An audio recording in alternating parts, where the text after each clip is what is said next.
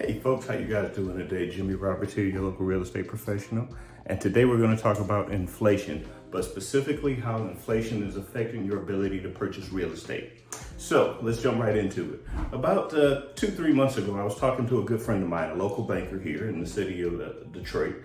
And he was telling me that people with a good credit could get interest rates right now between 2 and 3%. For, say, a 30-year fixed mortgage. 30-year fixed.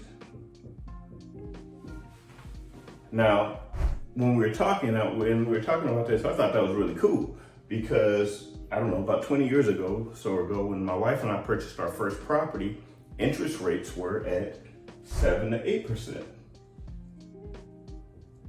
Now, what was really cool is I thought an interest rate of 7 to 8%, especially if you're closer to that at 7, I thought you were doing something amazing.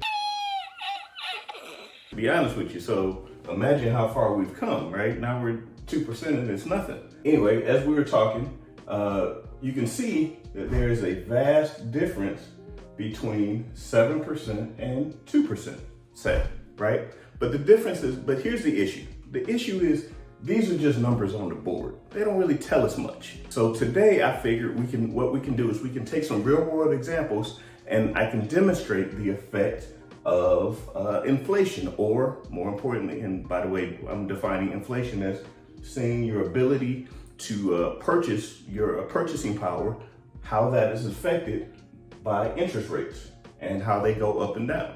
Okay, so let's jump right into this. Now remember these terms. So now, interest rates 2 to 3%. 20 years ago, they were 7 to 8%. So for a long period of time, 20 years, we had a lot of deflation, meaning interest rates came down, okay? And your ability to purchase accordingly probably is gonna go up. But let me show you some examples. Let's talk about the purchase that my wife and I made 20 years ago. So 20 years ago, we had a principal and interest payment of about $1,000. We just talked about the interest rate. At that time, our interest rate was 7%. And again, when we got that interest rate, I thought that was amazing. I thought that was an amazing interest rate. I really did. Until the next year when it dropped to 6.5. And I was like, well, whatever. Now, term, we're gonna go 30-year fixed. Now the question is, how much house could we buy at that time with a $1,000 a month payment? You guys are probably like me nowadays. I rely on technology. I could figure this out, but I'm not. Amount that we can borrow safely is right there, $150,000. Now, let's compare that to today. My friend said that interest rates now, people in similar situations, are anywhere between 2 and 3%. So just like we did before, let's look at that 2%. So what is our value gonna be? Our purchasing power now, as you can see right there, $270,000. Here comes the money. Yeah, over almost $271,000. So let's just do a quick comparison. Same principal and interest payment, same terms. The only thing that changed was the interest rate. So we have 150. These are real world numbers, people. This is real purchasing power. Again, the only thing that changed was the interest rate, right? The amount of money that we could actually spend was the same. The terms were the same. The only thing that changed were the interest rates. So how does this relate to inflation? Well, right now we have a situation where because there's so much money in the market, you're seeing prices for stuff go up, like houses, right?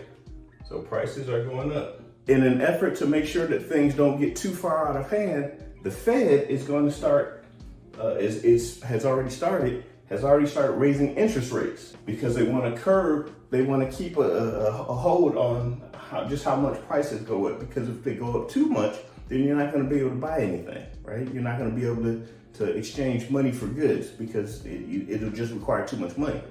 So, but as interest rates go up, what's happening here?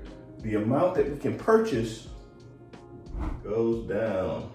So real world situation, as interest rates now are 2%, but as they start going up, we go from being able to purchase $270,000 worth of real estate today at the 2% interest rates. But as we get closer to 7, you can see our ability, the amount that we can purchase on the same amount of income is going to decrease. So that is how inflation is affecting your ability to purchase not just real estate, but pretty much everything, right? I mean, think about it. Again, if you had the same amount of income coming in, are you able to buy the same amount of groceries and still have money left over? Probably not.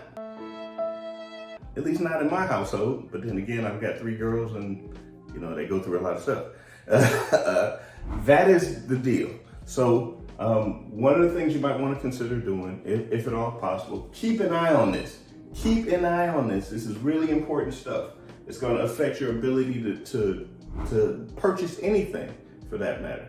So keep an eye, and if you are ever in doubt, if you have an adjustable rate mortgage or anything like that, where rates are starting to go up, you want to, it may be time to refi right about now, right? Because you want to lock in, even if you can't lock it in at 2%, you want to lock it in as close to 2% as possible because it's only going up.